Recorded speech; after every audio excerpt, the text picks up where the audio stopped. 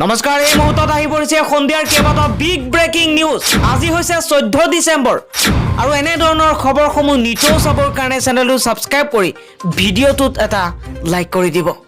এই মুহূৰ্তত জনাই আছো এটা ডাঙৰ খবৰ। মাইক্ৰ ফাইনেন্সে অসমৰ প্ৰায় 26 লাখ ঋণ গ্ৰহণকাৰী বিশেষকৈ সাধাৰণ শ্ৰেণীৰ মহিলাসকললৈ অৰ্থনৈতিক অৱস্থাৰ উন্নতি সাধন কৰিবলৈ 12,500 কোটি টকাৰ সেৱা আগবঢ়াইছে। পৰৱৰ্তী খবৰটো হৈছে বিজেপি আৰু কংগ্ৰেছক উদ্দেশ্য কৰি ডিঙৰ বিধায়ক AIUDFৰ জ্যেষ্ঠ বিধায়ক আমিনুল ইছলামে কেইবাটা মন্তব্য কৰিছে। বৰ্তমান সময়ত বিজেপিক অনুসৰণ কৰিছে কংগ্ৰেছে। AIUDFৰ জ্যেষ্ঠ বিধায়ক আমিনুল ইছলামে কৈছে যে অসমৰ বাহিৰত বিজেপিৰ দৰে AIUDFে প্ৰশিক্ষণ নলয়। নাগপুৰীয়াৰ নিৰ্দেশত বিজেপিৰ পাছতে এতিয়া প্ৰশিক্ষণৰ ব্যৱস্থা কৰিছে প্ৰদেশ কংগ্ৰেছে এতিয়া নিজৰ এমএলএ বিধায়কসকলক প্ৰশিক্ষণৰ ব্যৱস্থা কৰিছে আৰু ইয়াক লৈ এতিয়া সৰব আৰু ডাঙৰ মন্তব্য কৰিছে বিধায়ক আমিনুল ইছলামে কৈছে নাগপুৰীয়াৰ নিৰ্দেশত কংগ্ৰেছে ল'ব পাৰে কিন্তু AIUDFে প্ৰশিক্ষণ নলয়। AIUDFে অসমতে প্ৰতিদিনে লৈছে ৰাইজৰ পৰা প্ৰশিক্ষণ আৰু আমিনুল ইছলামে কৈছে যে আমাক নাগপুৰীয়াৰ প্ৰশিক্ষণ নালাগে। মুঠতে ৰাজ্যৰ ৰাজনীতিত এতিয়া চলিছে প্ৰশিক্ষণ শিবিৰ কেন্দ্ৰিক ৰাজনীতি। আদাক দেখি উঠিল গা কেতুৰিয়ে বোলে মুকু খা, এই বুলিয়েই শাসকীয় বিজেপিয়ে মন্তব্য কৰিলে কংগ্ৰেছক লৈ। বিগত 12 নৱেম্বৰৰ পৰা 14 নৱেম্বৰলৈ মুম্বাইত প্ৰশিক্ষণ দিয়াইছিল অসমৰ বিধায়ক সাংসদসকলক মুখ্যমন্ত্ৰী ডক্টৰ হিমন্ত বিশ্ব শৰ্মাই। বিজেপিৰ এই প্ৰশিক্ষণ শিবিৰৰ এমাহ পিছত কাইলৈৰ পৰা অৰ্থাৎ 15 ডিচেম্বৰৰ পৰা 17 ডিচেম্বৰলৈ বিৰোধী কংগ্ৰেছে আয়োজন কৰিছে প্ৰশিক্ষণ শিবিৰ। শ্ৰীমন্ত শংকৰদেৱ কলাক্ষেত্ৰৰ আন্তৰ্জাতিক প্ৰেক্ষাগৃহত 3 দিনীয়াকৈ আয়োজন কৰা প্ৰশিক্ষণ শিবিৰত আৰম্ভণিৰ দিনটোত AICCৰ সাধাৰণ সম্পাদক তথা অসমৰ তত্ত্বাৱধায়ক জিতেন্দ্ৰ সিং উপস্থিত থাকিব। দ্বিতীয় দিনটোত উপস্থিত থাকিব প্ৰাক্তন গৃহমন্ত্ৰী তথা বিত্তমন্ত্ৰী P চিদাম্বৰম আৰু অন্তিম দিনটোত উপস্থিত থাকিব AICCৰ সাংগঠনিক সম্পাদক KC বেণুগোপাল। পৰৱৰ্তী খবৰটো হৈছে দেশৰ প্ৰাক্তন মুখ্য ন্যায়াধীশ ৰঞ্জন গগৈৰ বিৰুদ্ধে বিৰোধী সাংসদৰ বিশেষাধিকাৰ বংগৰ জাননী। এই মুহূৰ্তত জনাইছো এটা ডাঙৰ খবৰ। কংগ্ৰেছ আৰু তৃণমূল কংগ্ৰেছৰ সাংসদে যোৱাকালি দেশৰ প্ৰাক্তন মুখ্য ন্যায়াধীশ ৰঞ্জন গগৈৰ বিৰুদ্ধে বিশেষ অধিকাৰ বংগৰ জাননী দাখিল কৰিছে। যেতিয়াই তেওঁৰ মন যায় তেতিয়াই ৰাজ্যসভাত তেওঁ উপস্থিত হয় বুলি কৰা মন্তব্যৰ বাবে দিয়া হৈছে এই জাননী। মই যেতিয়াই অনুভৱ কৰোঁ মই ৰাজ্যসভালৈ যাওঁ। অলপতে NDTVৰ এক সাক্ষাৎকাৰত ৰাজ্যসভাৰ মনোনীত সাংসদ ৰঞ্জন গগৈয়ে এইদৰে কৈছিল। বাতৰি অনুসৰি তৃণমূল কংগ্ৰেছৰ সাংসদ মৌচন নুৰ আৰু লগতে জৱাহৰ চিৰকাৰৰ লগতে কংগ্ৰেছৰ দুগৰাকীমান সাংসদে এই বিশেষ অধিকাৰ বংগৰ জাননী দাখিল কৰে। পৰৱৰ্তী খবৰটো হৈছে ডক্টৰ হিমন্ত বিশ্ব শৰ্মাৰ পৰিয়ালৰ লগতে এতিয়া সাঙুৰ খাইছে আন এক প্ৰসংগ। বিধায়ক অখিল গগৈৰ নাম। অখিল গগৈয়ে বেদখল কৰিছে বুলি চৰকাৰী ভূমিৰ কথা উল্লেখ কৰিছে মন্ত্ৰী পীযুষ হাজৰিকাই।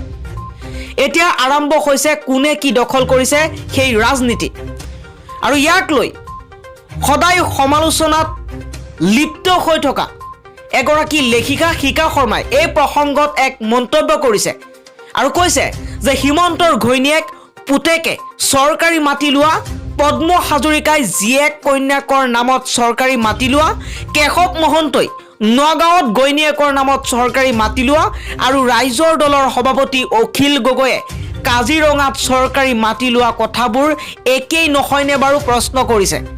সবে চৰকাৰী মাটি নিজৰ হাতৰ মুঠিত ৰাখিছে এই মন্তব্য শিখা শৰ্মাৰ আৰু কৈছে যে ৰাইজৰ দলৰ সদস্যই এনেই টিভিত বকি টক শ্ব'ত বিজেপিক তেতুফালি গালি পাৰি কি লাভ আছে। বিজেপিৰ ৰাইজৰ দল AJP সবৰে মেইন লিডাৰ কেইটাৰ হাততে চৰকাৰী মাটি।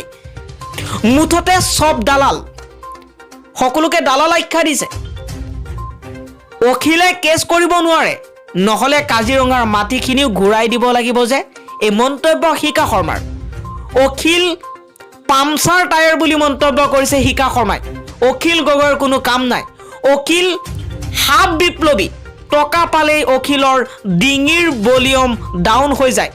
সব মিলিজুলি চুৰ, ৰাইজ সদায় ভুক্তভোগী। এই ডাঙৰ মন্তব্য হয়। সাধাৰণ জনতাই ইয়াই জানিব বিচাৰে, সাধাৰণ জনতাক নেতৃত্ব দিবৰ কাৰণে যিসকল নেতা বিধায়ক হৈ আহে তেওঁলোকে পিছত ৰাইজকে চিনি নাপায়। এই মুহূৰ্তত জনাইছোঁ আন এক কেলেংকাৰীৰ কথা। উত্তৰবশী নহয়, ৰাকেশ পালে বঢ়াই দিয়া নম্বৰহে আপলোড হৈছিল আয়োগৰ ৱেবছাইটত। এই মুহূৰ্তত জনাইছোঁ আন এক দুৰ্নীতিৰ খবৰ। স্বজন তোষণেৰে অসম লোকসেৱা আয়োগক কলংকিত কৰা ৰাকেশ পালৰ কাৰ্যকালত সংঘটিত এটাৰ পাছত আন এটা কেলেংকাৰী পোহৰলৈ আহিছে। শেহতীয়াকৈ 2013 বৰ্ষত অনুষ্ঠিত সংযুক্ত প্ৰতিযোগিতামূলক পৰীক্ষাৰ টেবুলেশ্যন চিট ফাদিল হোৱাৰ পাছত এই পৰীক্ষাত ৰাকেশ পালে সংগঠিত কৰা কেতবোৰ গুৰুতৰ অনিয়ম উন্মোচিত হৈছে। ধনৰ মোনাৰ বিনিময়ত মন পচন্দৰ প্ৰাৰ্থীসকলক পৰীক্ষাত উত্তীৰ্ণ কৰি দিয়াৰ বাবে টেবুলেশ্যন চিটত বহু সংখ্যক নম্বৰ বৃদ্ধি কৰি দিয়াৰ তথ্য পোহৰলৈ আহিছে।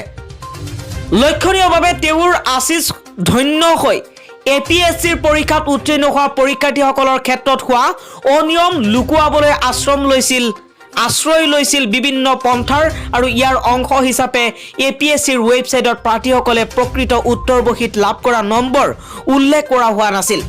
বৰঞ্চ টেবুলেশ্যন চিটত ৰাকেশ পালে নিজেই বঢ়াই দিয়া নম্বৰহে ৱেবছাইটত সেই সময়ত আপলোড কৰা হৈছিল, যাতে পৰৱৰ্তী সময়ত এই দুৰ্নীতিৰ তথ্য কোনো কাৰণতে পোহৰলৈ নাহে। এক প্ৰকাৰ সমগ্ৰ APSCৰ ব্যৱস্থাটোকে নিজৰ হাতৰ মুঠিত ৰাখি চলাবলৈ কুণ্ঠাবোধ কৰা নাছিল এইগৰাকী বিতৰ্কিত আৰু দুৰ্নীতিগ্ৰস্ত অধ্যক্ষই। উল্লেখযোগ্য যে অসম লোকসেৱা আয়োগৰ পৰীক্ষাৰ পাছত এনচাৰ কিৰ লগতে পৰীক্ষাৰ্থীসকলৰ নম্বৰৰ তালিকা ৱেবছাইটত আপলোড কৰাটো বাধ্যতামূলক।